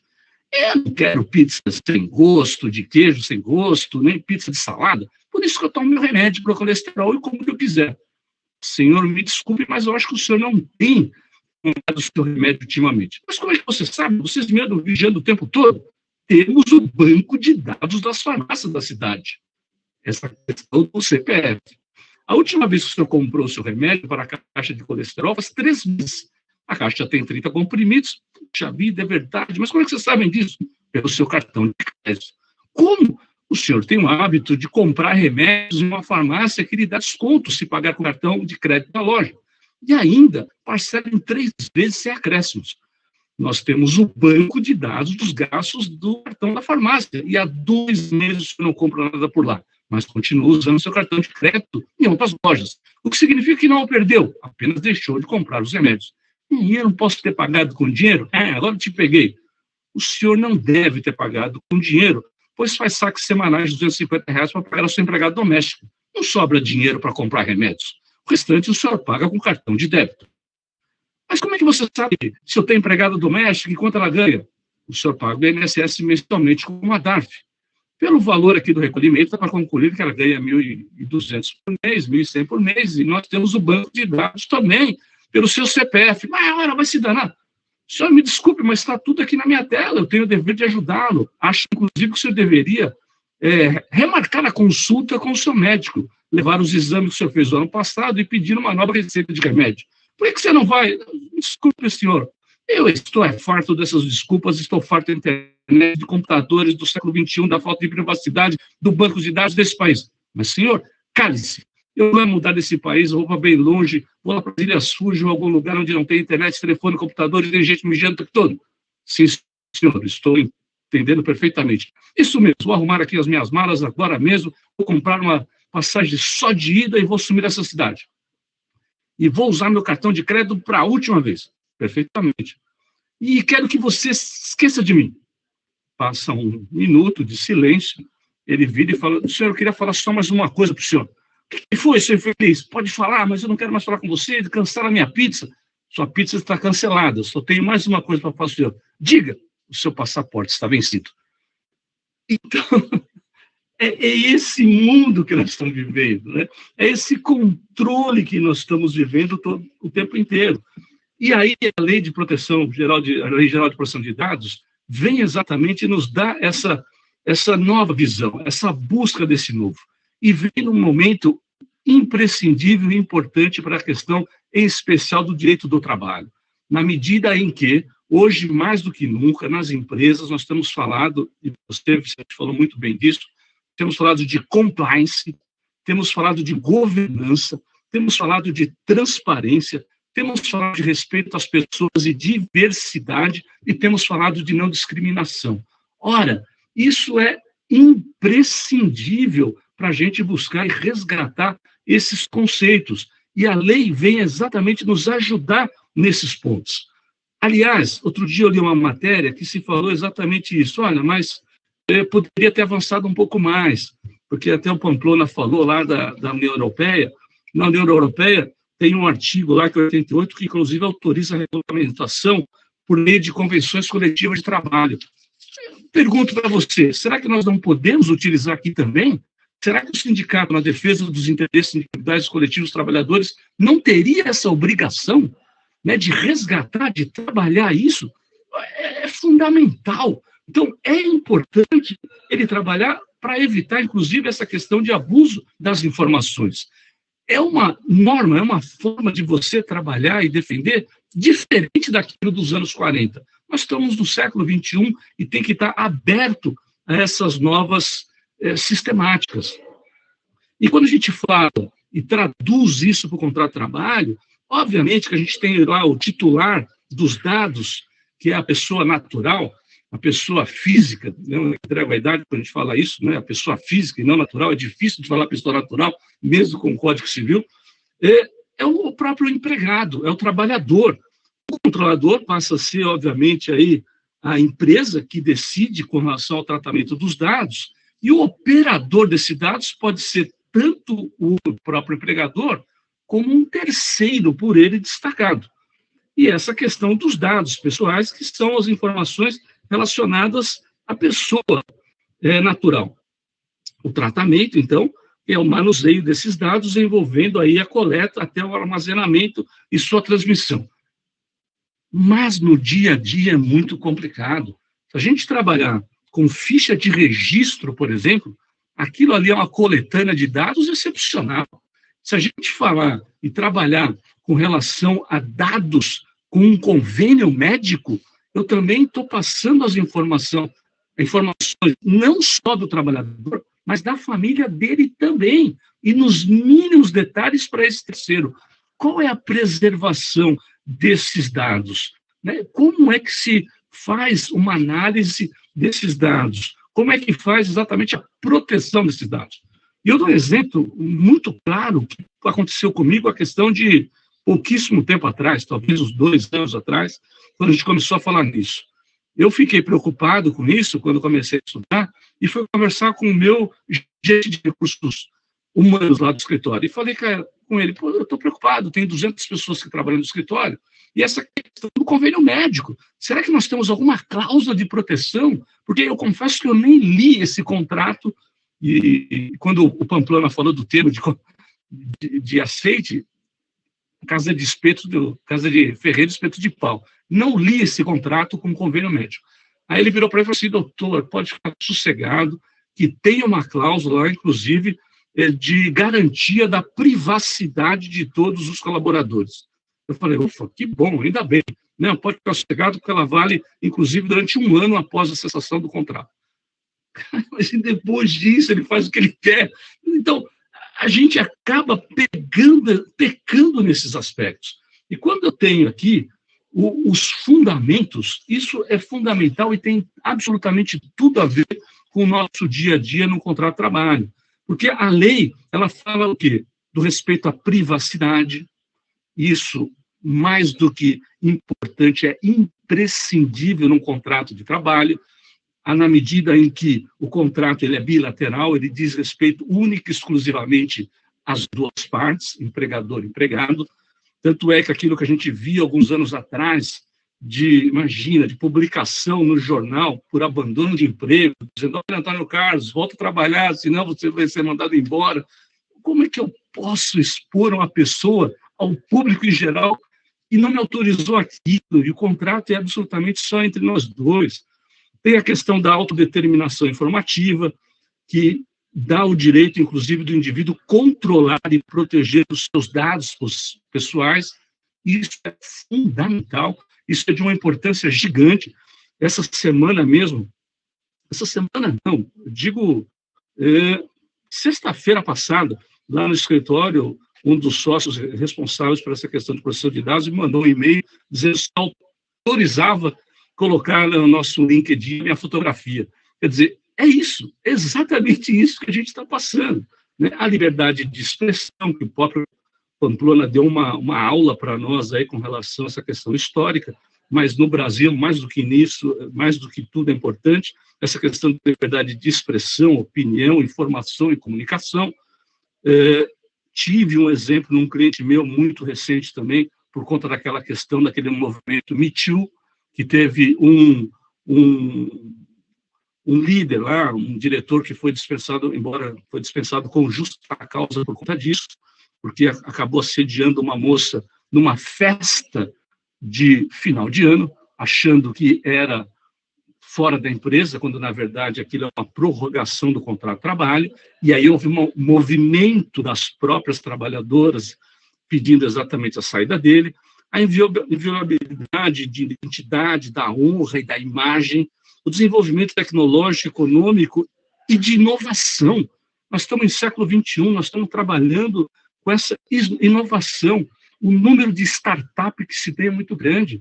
Então, eu, por exemplo, que sou mais velho que vocês, eu sou jovem há mais tempo, não imaginava que a coisa fosse mudar do jeito que está sendo, do jeito que se alterou. O exemplo de nós estarmos, vocês na Bahia, morrendo de inveja de vocês que estão na Bahia, aqui em São Paulo, mas nós estamos fazendo uma coisa que muito provavelmente nós não teríamos condições de fazer, ou seria muito difícil a gente ter esse encontro aqui, como você falou, com mais de 100 pessoas aqui, batendo esse bate-papo. Isso mudou radicalmente em muito pouco tempo. Eu estou com o escritório fechado há quase mais de 4 meses, quase 5 meses, 200 pessoas em home office. Eu achei que isso era impossível. Eu estava fazendo ano passado um teste com 2 advogados em home office. Parei, está funcionando muito bem, obrigado. Quer dizer, a gente tem que se adaptar a essas mudanças. E, principalmente, essa questão do direito, reconhecer a dignidade da pessoa humana, da personalidade, do exercício da cidadania. Então, são, de fato, esses fundamentos imprescindíveis para a gente trabalhar nisso.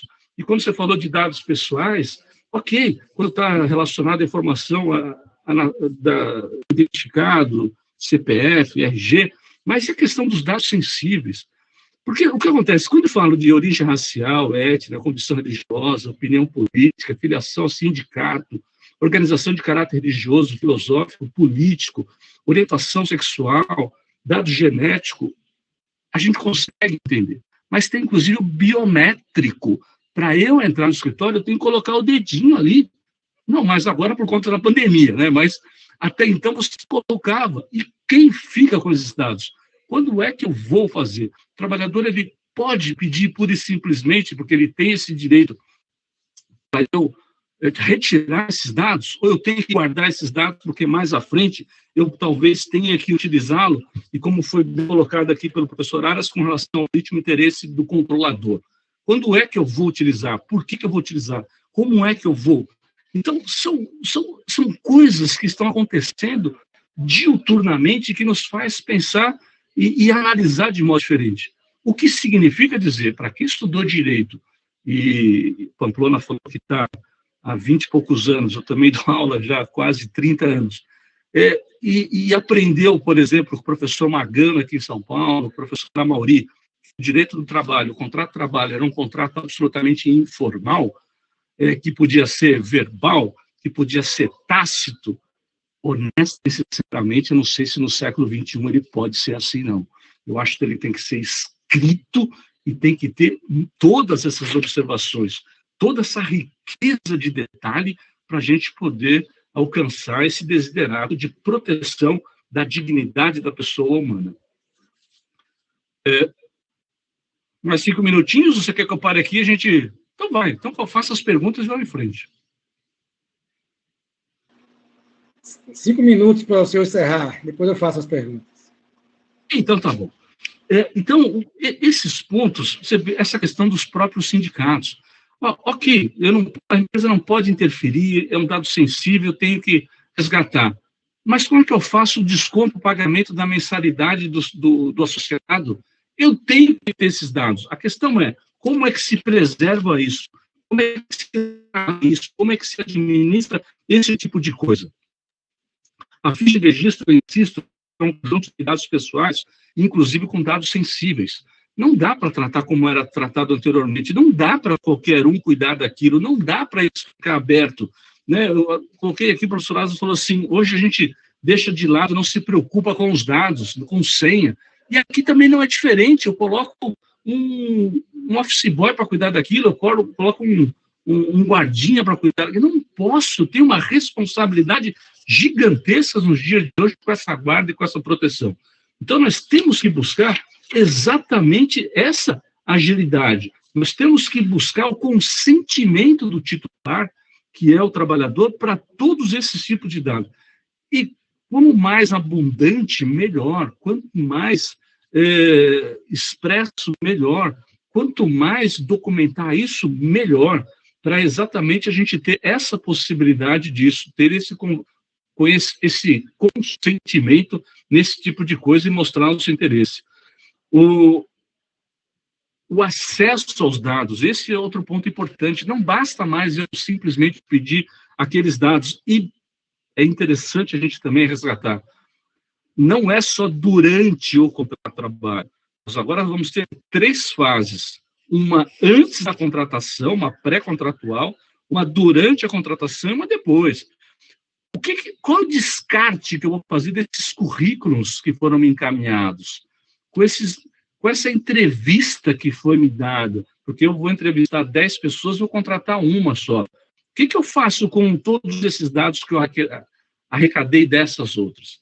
E ao final do contrato, como é que eu garanto, inclusive para o trabalhador, daqueles dados que não são necessários ou legalmente eu tenho que guardar, eu vou mostrar para ele, comprovar que eu liquidei com aqueles dados, que eu anulei aqueles dados, que eu acabei com aqueles dados. É muito trabalho a ser desenvolvido.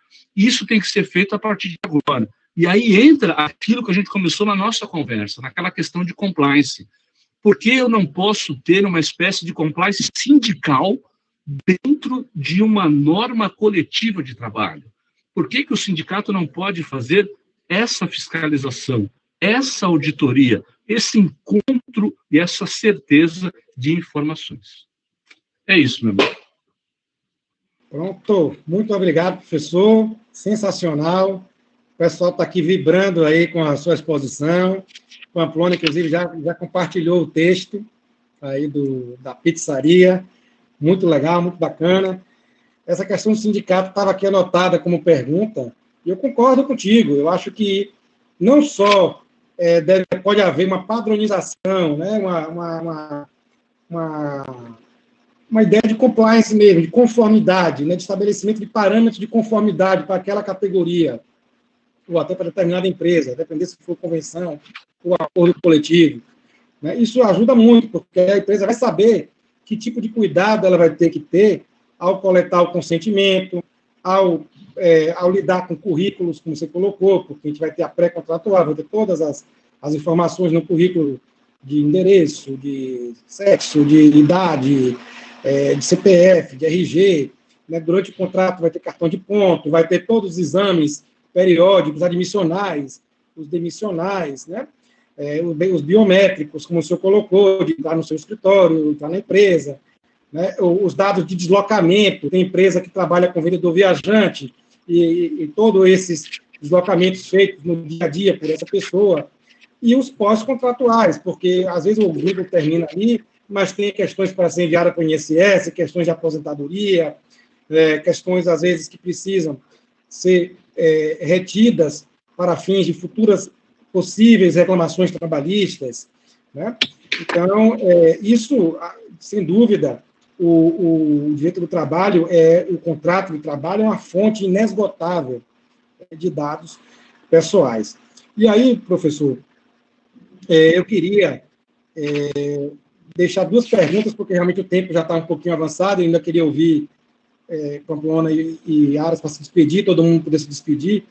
Eu queria a sua opinião a respeito da responsabilidade do empregador. Né? A gente sabe lá que a lei diz que o controlador e o operador respondem solidariamente. Mas imaginemos que o operador seja um empregado, não seja um terceirizado. Né?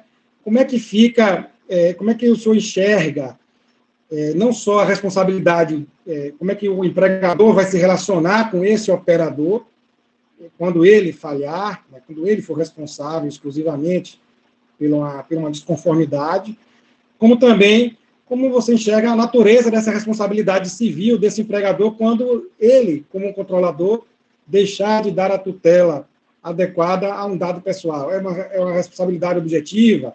É subjetiva? É um dano in re ipsa? Eu queria, talvez, ouvir a sua opinião a respeito disso. E, dentro desse contexto, se puder também mencionar como é que fica o consentimento do empregado, porque, às vezes, o empregado, quando assina o contrato de trabalho, ele não tem muito o que optar. Né? Ele tem que, esse aqui é o nosso contrato. Se você quiser trabalhar conosco, esse é o nosso pacote de normas, um pacote de benefícios e de obrigações. Como é que você imagina a validade desse consentimento no âmbito aí de um contrato de trabalho? Se Pamplona também quiser comentar alguma coisa, por ser a área dele, o microfone está franqueado também. Antes de passar, eu não quero me esquecer, eu tenho que dar um abraço grande aí para queridos alunos que estão aqui, alguns meus orientandos, Mônica Gomes, Thaís Dourado, Caetano Abreu, que também é do IESG, é um grande parceiro do IESE, Eloy e também Alexandre Martfeld, alunos que me perdoe que eu não citei todos, mas esses eu vi agora mais recentemente comentando, entrando ou saindo, eu queria deixar um abraço forte para eles. Vai lá, professor, a palavra está contigo. Pamplona também, se quiser, está à disposição. Então, tá bom. Nós tínhamos combinado que eu falei para você não fazer pergunta que eu não soubesse responder, né? Então, o que acontece é o seguinte, começando da segunda para a primeira, tem outro dado ainda nos dias de hoje, tem a história do hipersuficiente, né? Que nós não tínhamos até pouco tempo atrás. Então, eu acho que o hipersuficiente, nesse caso, ele não tem que falar de contrato de adesão nem nada, ele realmente assume. E no contrato de adesão do trabalhador que não é hipersuficiente, eu também acho que está valendo, até que se prove que aquilo foi feito ou de modo fraudulento para buscar alguma vantagem ilícita. Caso contrário, estaria dentro dos padrões ou dentro da política da empresa no momento da adesão. A responsabilidade que você me pergunta, não acredito que seja objetiva. Acho que é subjetiva, mas continua sendo empregador, seja pela assunção dos riscos do negócio, seja pela questão da culpa em vigilando ou culpa em elegendo, né? Em vigilando ou culpa em elegendo. Ele que escolheu e ele vai assumir por conta disso. Mas imagino que seja subjetivo e não objetivo. Já posso dar pitaco? Deve. Eu vou, assim, fazer um voto divergente, sabe? Acho que, nesse ponto, o campo aqui da responsabilidade é uma das preocupações que é muito importante a advocacia preventiva nas empresas, é justamente por, talvez, um desses elementos aqui. Né? Nós tivemos 2 anos para uma adaptação. É claro que houve esse jogo de empurra em relação a vacatio legis, mas o fato é que o artigo 932, inciso 3º, combinado com o artigo 933 do Código Civil, e eu estou falando aqui como civilista, não como trabalhista, né, traz responsabilidade civil objetiva do empregador pela conduta dos seus empregados. E, nesse ponto, se o empregador delega essa atividade, naturalmente, vai ter que ser feito por um ser humano, e vai ser por um empregado, se não for por um empregador pessoalmente. Então, delega alguém para ser o responsável por esses currículos e há vazamento disso, o empregador responderá objetivamente. Como é que vai se mensurar o dano? Como é que vai ser os elementos de prova? É outra conversa. Mas, sinceramente, essa talvez... E aí, por que eu estou dizendo para o pessoal que as pessoas não estão percebendo ainda, e você, Antônio Carlos, é uma das pessoas que percebeu isso em primeiro lugar, mas as pessoas não estavam percebendo a importância do estudo da LGPD. E é muito importante participar de um evento aqui contigo, com o Aras, com o Cone, e dizer especificamente aos nossos ouvintes, de qualquer lugar que for, que eu quero estimulá-los, né, estimulá-las também a produzir textos sobre isso. Eu acho que o LGPD é hoje o tema do momento para elaboração de artigos, monografias, e eu vou subscrever a profecia do nosso amigo José Aras. Eu acho que talvez já no próximo exame da ordem alguma coisa sobre LGPD é possível que caia. Por quê? Porque é um tema pulsante, de natureza transdisciplinar, e que é, sem sombra de dúvida, algo das preocupações. Eu não tenho dúvida.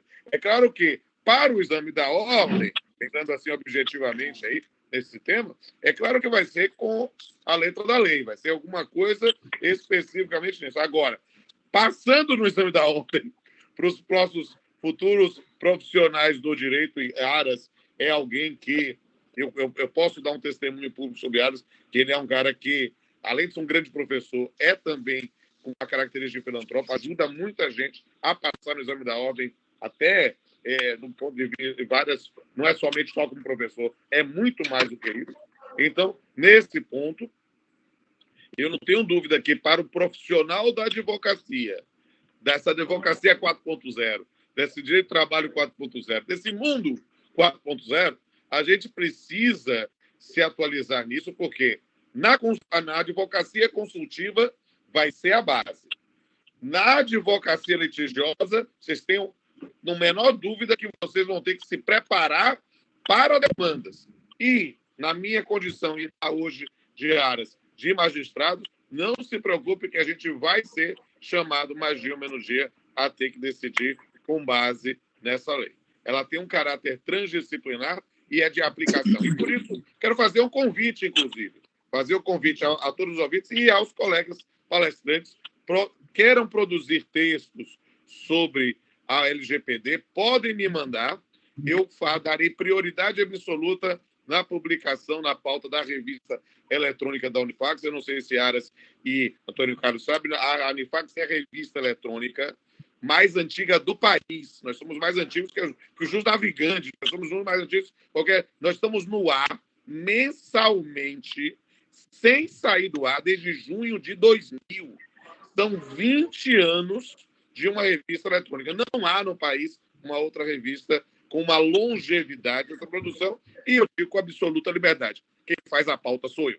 Então, se os senhores fizerem o texto, eu lhe garanto prioridade absoluta no Conselho Editorial para entrar como os nossos convidados ou para os nossos alunos também no corpo docente. E aí já trabalho para o Vicente. Todo mundo que quiser escrever texto sobre o LGPD, procure o professor Vicente Cone, que ele vai orientar com todo amor, carinho e de forma exauriente, como ele gosta de fazer. Maravilha. O Antônio quer usar a réplica?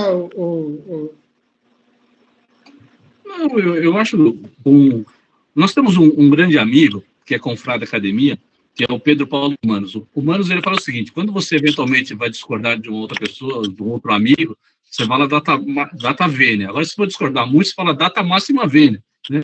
O que eu imagino aqui, Pamplona, eu entendo o que você está falando, e confesso, e me coloco à disposição, inclusive, de dar mais na matéria ainda, mas o que eu fico imaginando é o seguinte: dentro da obrigação da empresa, ela tem que fazer todo esse mapeamento completo de informações de dados, ela tem que ter uma política, ela tem que ter um treinamento, ela tem que ter identificação de cada tipo de tratamento, ou seja, ela tem que ter todos os pontos específicos. Agora, ainda assim, eventualmente, ela pode sofrer alguma fraude ou algum empregado agir de má fé, que vai gerar, inclusive, uma eventual justa causa dessa atitude por conta dele. E eu não sei se a responsabilidade cairia direto de modo objetivo se cumprir todos esses outros requisitos prévios e preventivos anteriores. Mas vou estudar. Sem problema. E se quiser, eu vou para a tréplica. Estou à disposição. Porque esses pontos suscitados por Antônio Carlos são importantíssimos. Mas aí perceba, aí vai aquela base que eu chamo da teoria geral da responsabilidade civil. No primeiro caso, de uma situação de uma sabotagem, nós vamos pensar no ato de terceiro como hipótese que pode quebrar o nexo causal. Na segunda, a ideia de uma má-fé do empregado, perceba que o dano é a terceiros. E se ele tiver feito isso especificamente, sendo do exercício da atividade, estou pensando do indivíduo que é o responsável pela guarda, a responsabilidade civil será objetiva. Mas a gente pode aprofundar isso em mais diálogos posteriores, porque eu acho que é um tema realmente fascinante. Perfeitamente.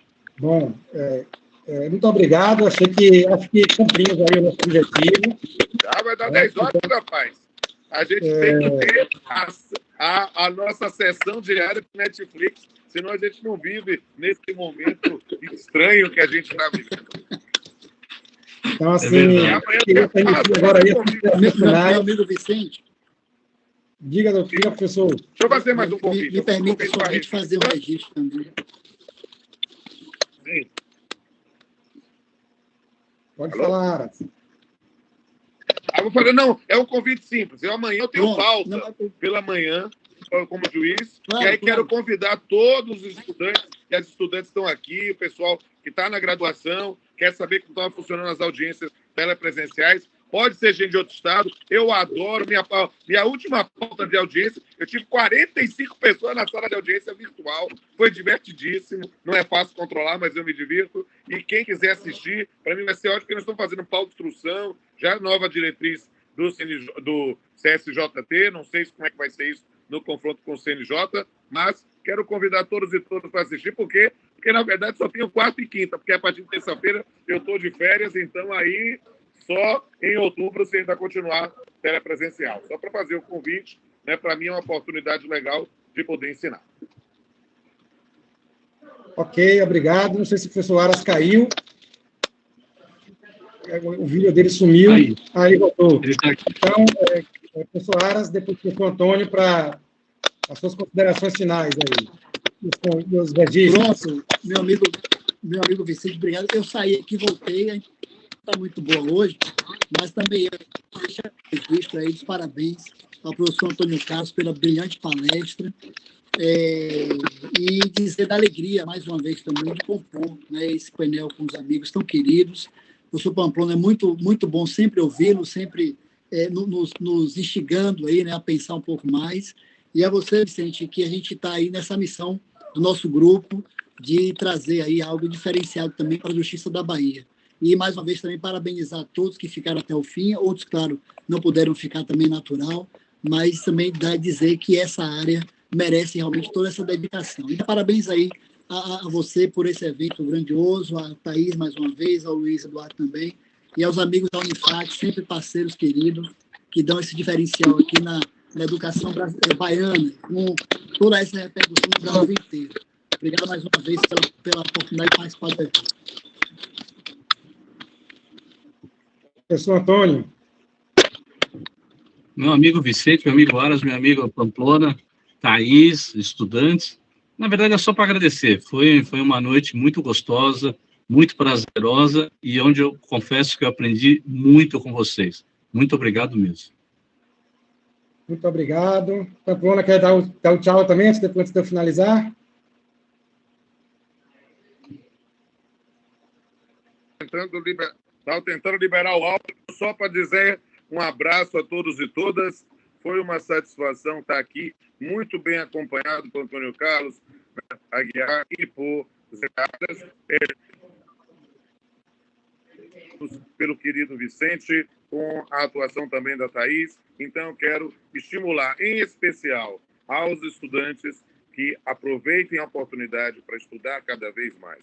Não há melhor prática do que uma boa teoria, não há melhor caminho para a emancipação que senão o estudo. E eu tenho certeza, no exemplo aí dos nossos colegas, professores também, vocês vão ter aí o norte para a atuação, porque a palavra ensina e o exemplo arrasta. Siga o exemplo de seus mestres e vamos continuar estudando. Muito obrigado, pessoal, professor Aras, professor Antônio, Rodolfo. Realmente foi uma noite muito enriquecedora, debates bastante interessantes. A gente gostaria de poder falar mais, de ouvir mais, né, porque são temas palpitantes, temas que demandam maior reflexão, mas eu acho que cumpriu o objetivo. A gente colocou um monte de sementinha, tenho certeza disso, que as pessoas vão aprofundar os seus estudos. Agradecer mais uma vez a Thaís, Fázio, a Luiz, a Caetano, a Eloy, o pessoal todo do IEG. Agradecer também a minha querida amiga, foi sua aluna também, Pamplona, Nara Indira, está assistindo a gente lá de Brasília. Grande beijo para ela, turma.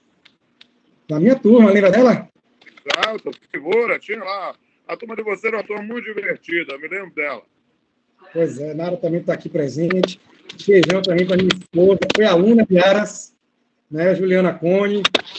Até hoje ela agradece a aprovação a professor Aras, é fã de carteirinha dele aí. Então, gente, muito obrigado, muito agradável. Boa noite a todos e todas. E vamos em frente, vamos estudar o tema, vamos escrever. Vamos nessa. Um abração.